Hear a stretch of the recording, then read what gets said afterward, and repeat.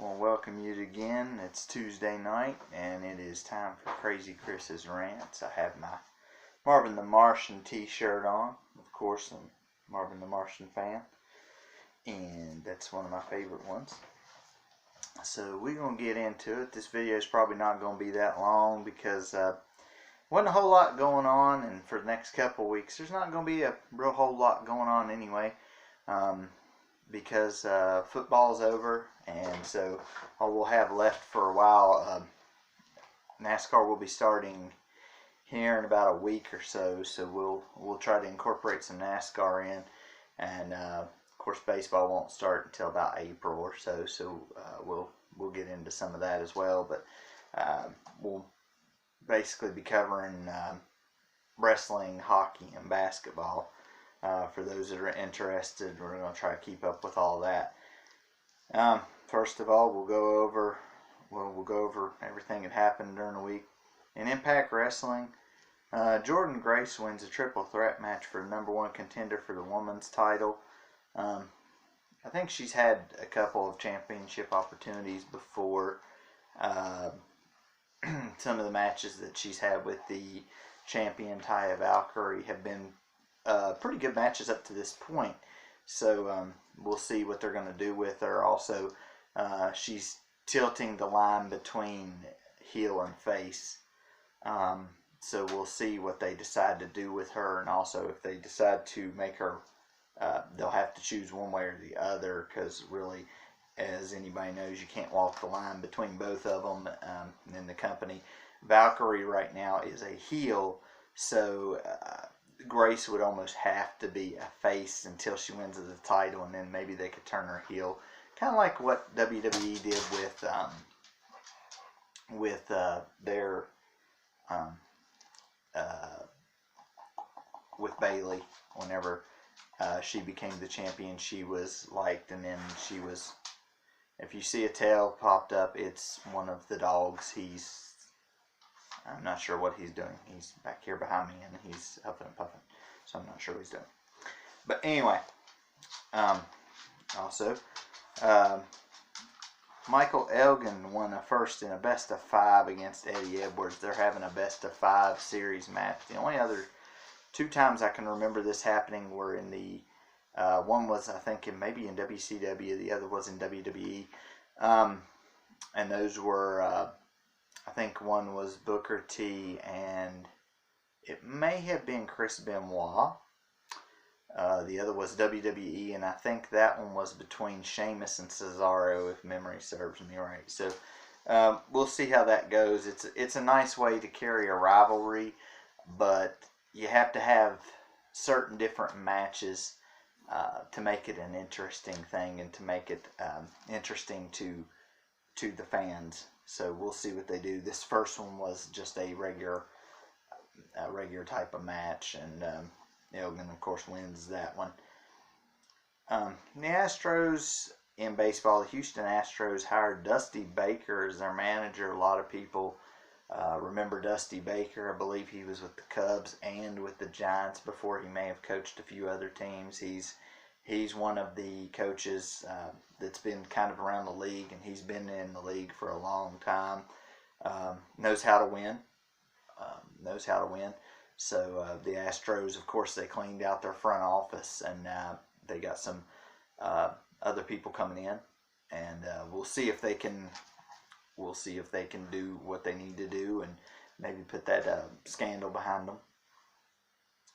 Also in the NXT, Tommaso Ciampa, he lays out the Undisputed Era in the back with I believe it was a lead pipe. He laid the 3 of the members out in the back before coming down and facing Adam Cole in the ring, and he powerbombs Adam Cole through a table. So we'll see how that goes in the next couple of weeks. Would like to really see Ciampa kind of beat Cole for the title. I think they're planning to put Ciampa in a baby face when they face territory, and make Cole and some of the Undisputed Era the heels in that one. We'll have to see how that goes. Let's see. Ciampa signs the contract for the title match after powerbombing Cole through the table. So they will face each other at the next pay-per-view. Now, Pete Dunne and Matt Riddle defeated the Grizzled Young Veterans to win the Dusty Rhodes Tag Team Classic. It's kind of a different team, and the guys that are the Grizzled Young Veterans, this was a really good match between these two teams. I had never heard of the Grizzled Young Veterans until a couple weeks ago with the tag teams. They're pretty good. Pete Dunne and Matt Riddle are a pretty good team as well. Dunne is known as the Bruiserweight, and Riddle is known as the Original Bro. Riddle has kind of an offbeat kind of style with, he's not really a strong power wrestler. He's more of a, I guess you would call him maybe a technician and maybe a striker. And that complements Pete Dunne's wrestling ability, because Dunne is actually, he's kind of a tough power wrestler, and they complement each other. One's kind of a striker, the other's, like I said, kind of a burly wrestler. So those two kind of complement pretty well, and they defeated the Grizzled Young Veterans. Take nothing away from the Grizzled Young Veterans team. They gave them a really good match. It looked like it could go either way, and Riddle and Dunne pull out the win. I think they have a team name. I'm not sure what it is. It's like Bruiser Bros or Bro wait, I don't know. I'm not exactly sure what it is. The name's not really stuck really good with them, so I don't even know if they're even going to use that, or even if they're even going to be a tag team past this. So it's really hard to tell, because there have been tag teams that have come out of this that have been teams that they're just not teams anymore after that, or after a title shot. So they may not even be that. So we'll see in the coming months how that works out. And there wasn't really anything that happened in AEW. They were just kind of building stories toward their next pay-per-view. Couple of matches here and there, but nothing really caught the attention of, nothing really caught my attention as a major that needed to be brought to the forefront. It's been the same kind of stuff as it's been, and just moving storylines along on that. Let's see.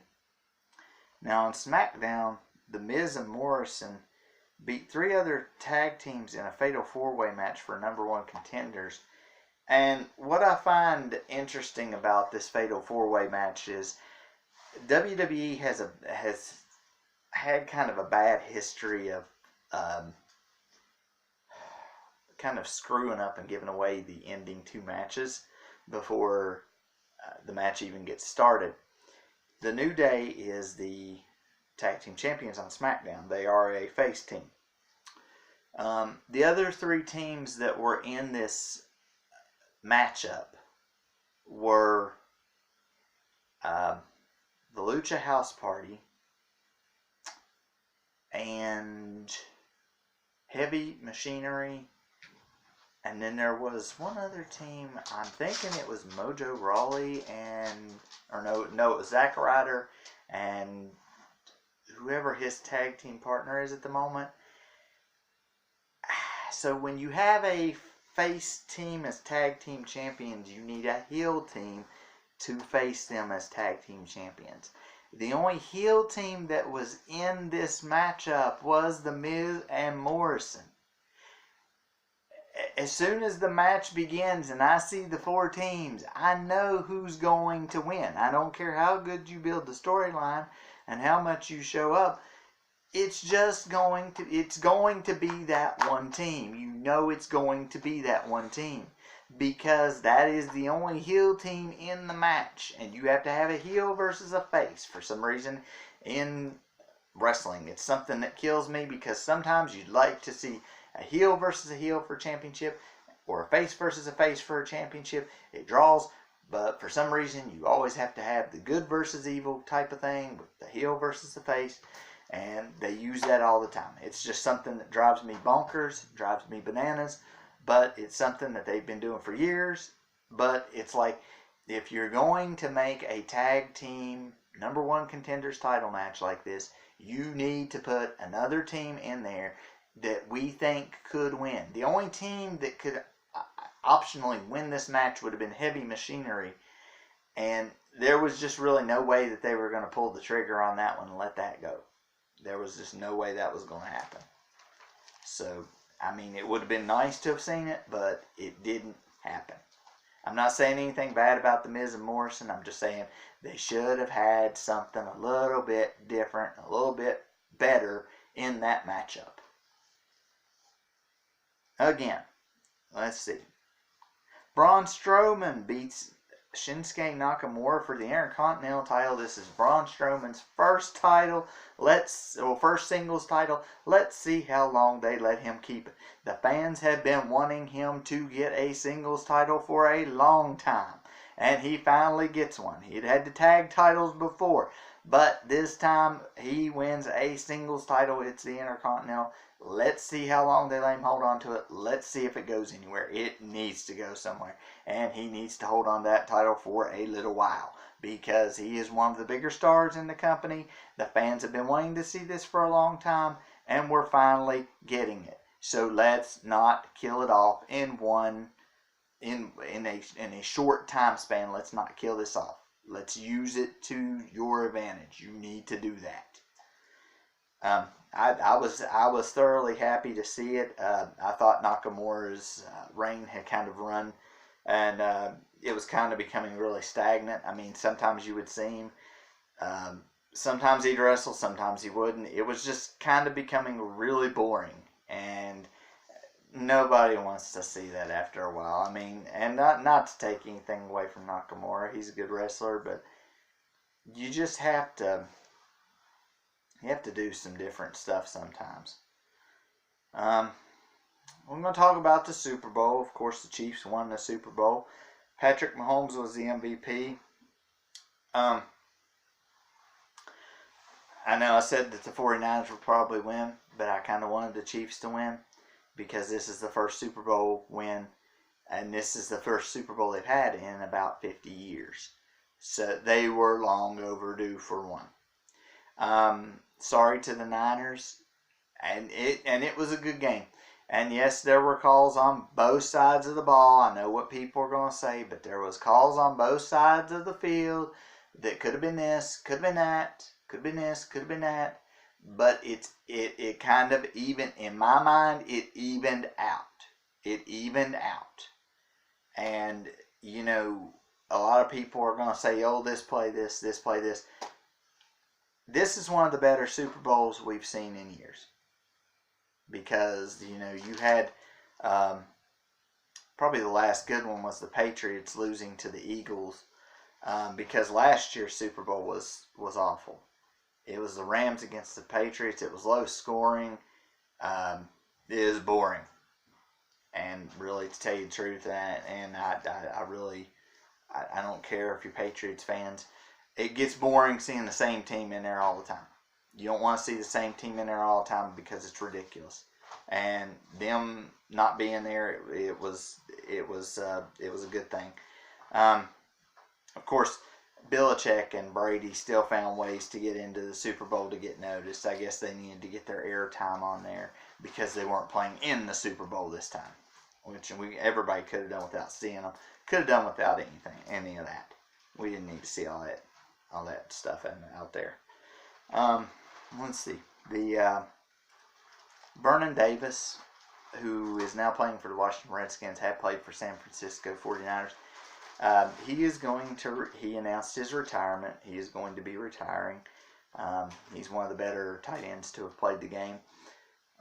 So bad to see him go. We'll see if he stays retired or if, like some of them, he retires and then he comes back after a little while. I don't think he will. But you never know, and sometimes they surprise you and they pop back up. Let's see. Chargers head coach Anthony Lynn gets an extension. Um, this is one of those head-scratching things. This guy's been there, I think, for the last couple of seasons, and he's got a winning record. I, I mean, yeah, you can keep him there for an extension and keep him there. I don't know what they're going to do, though, next year because they're thinking of moving on from Phillip Rivers. I don't know if that's going to be a good thing or a bad thing because I really don't know what they're going to do with their quarterback situation. I don't know if they're going to draft one. I don't know if they're going to try to trade somebody for one. I don't know if they're going to try to trade Rivers, if they're going to see if he's going to just quit, if he's going to go in the free agent market. I'm not sure what's going to happen. I don't know what's going to happen. All I know is the coach is going to be staying there. So maybe we'll see what he can do if he gets some other pieces into play. And we'll see what happens there. The Pats are willing to give Tom Brady $30 million per year to stay there. I don't know, and I really don't care where Brady ends up.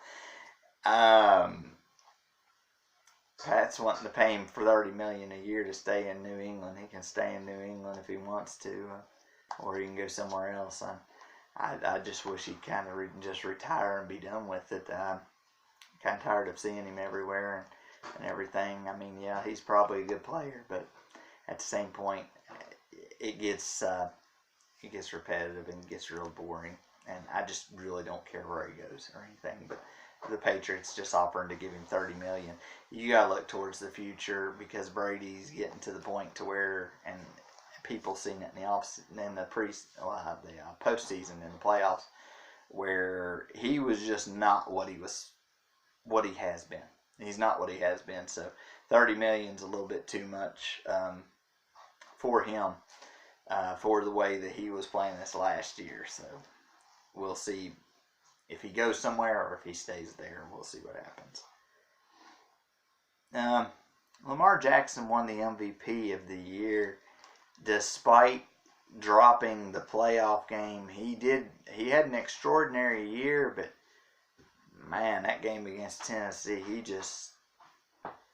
he laid an egg. He just really did not do good whatsoever in that game. And I mean, yeah, toward the middle to the end of it, he was trying to carry the team, but you could just see,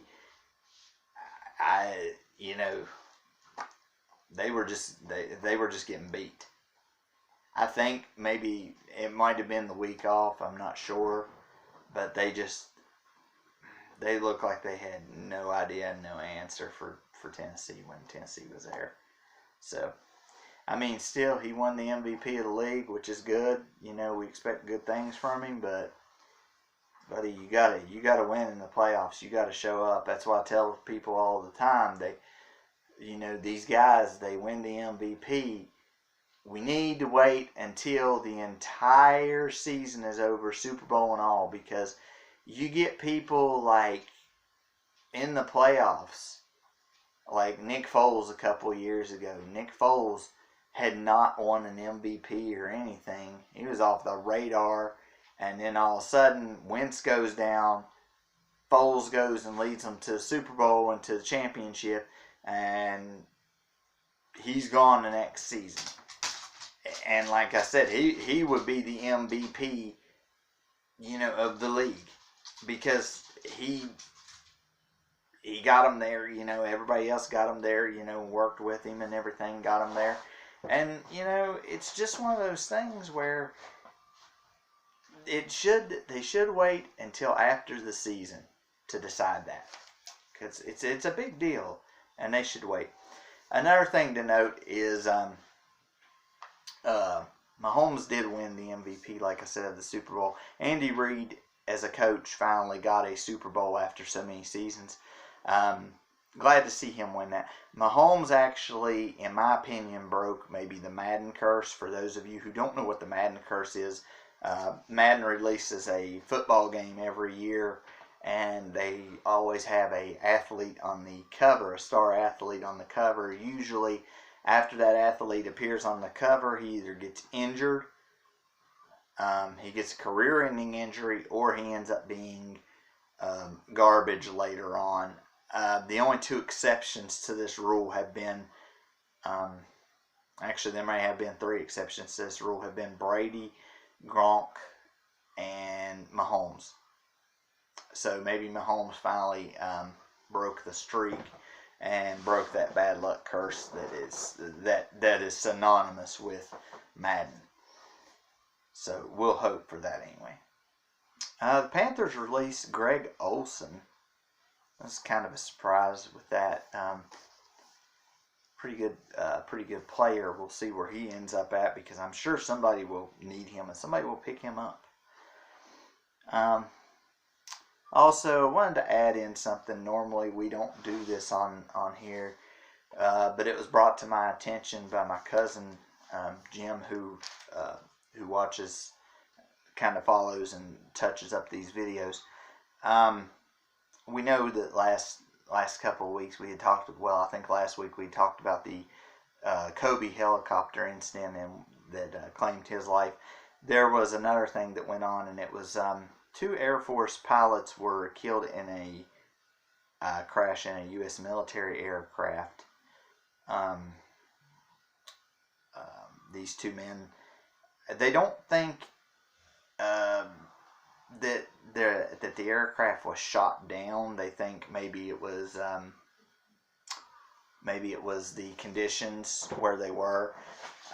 But it is something that needs to be brought up. It was not like brought up big time in national news, and it's just something they need to bring this stuff up every so often, because I mean, we got people, we got military people that are over there that are risking life and limb and everything, and something happens to them, and then something happens to a superstar, and all you hear about is the superstar. You never hear about anybody in the military or anything.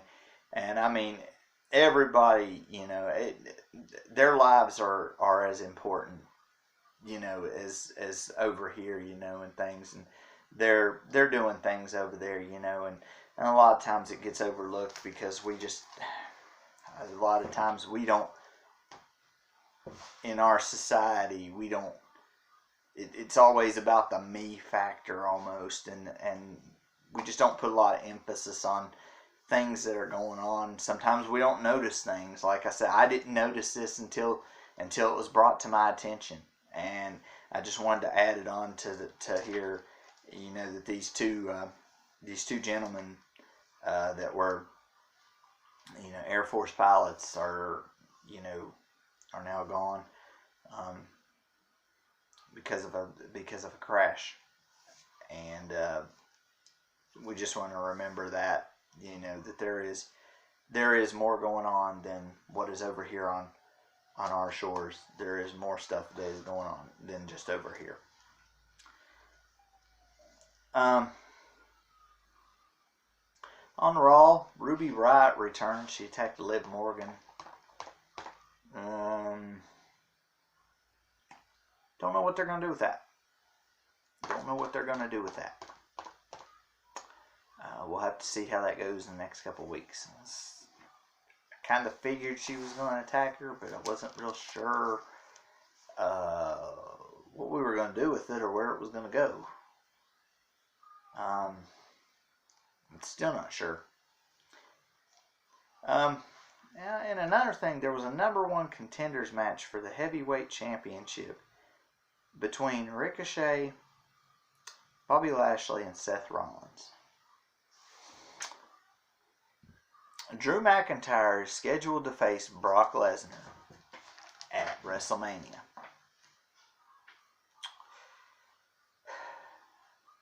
I talked about this earlier, and it gets to me again.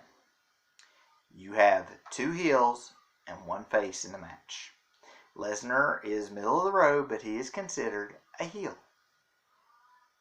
At the next pay-per-view, which is the one, I believe it's in Saudi Arabia, it's a crown jewel one, you're going to have Ricochet, who won the match, face off against Lesnar.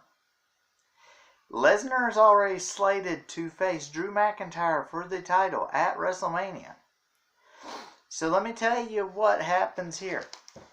I figure Ricochet's going to win the match because he's a face. They're going to have him face Lesnar at Crown Jewel. Lesnar is going to win the match. I can already tell you Lesnar is going to win the match. They may try to make it exciting. He's going to win the match because they're going to have him at WrestleMania against Drew McIntyre. I can just tell you what's going to happen already. I already know. It's not hard to figure out. Like I said, don't even know why we even have the match. Don't know why we have the main event, the pay-per-view. Half of the time at this pay-per-view that's coming up, the belts do not change hands. They usually have to put specialty matches in here to draw crowds because, honestly, they can't hardly do anything. And if they have it in Saudi Arabia or over there again, we may not have the women's wrestlers because they have a hard time getting women's wrestlers over there to wrestle because over here we have the freedom of being able to have things like that. Over there, the women are supposed to be covered up except for their eyes, and it's just not something they're supposed to do. I think they've gotten away with it. I think they've dressed them up more, maybe gotten away with it a couple of matches, but it's something that just don't happen over there. The Knicks fired their president, Steve Mills. I don't know what to tell you on this one. The Knicks are just not doing good this year. Maybe they're thinking maybe that they'll clean house and maybe they'll get some people in and try to do something, try to make it a little bit better or something. Mark D'Antoni steps down as Michigan State football coach. He's been there for a while, and it comes as a shock. He actually said that he's going to stay at the university in another role. He just don't know what it's going to be yet. And there was nothing behind it. I guess he's just stepping down, and I'm not sure if it's health problems. I'm not sure if maybe he just thinks it's time. I'm not sure.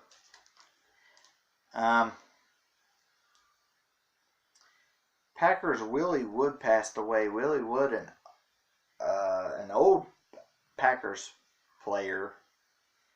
He was around, and he had played for all five of Vince Lombardi's championship teams. I take it that he was a defensive back. I had not heard of this player.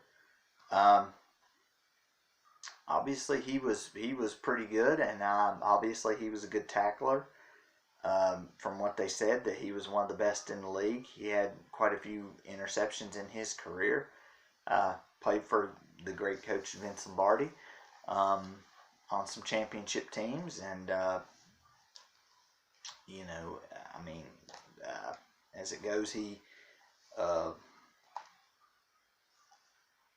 it's one of those that's back at that time just didn't get the spotlight like some of them did.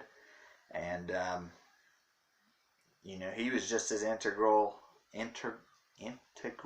part of winning the championships as, anybody else on the team. Yes, I was trying to say that very, very fast, and it did not come out right. The last thing that we're going to go over is the Astros hire former Rays Vice President of Operations as their GM. I forgot to write down the gentleman's name. I think his last name's Click. So he's going to leave Tampa, and he's going to go to Houston, where they're doing that rebuild and getting rid of everybody.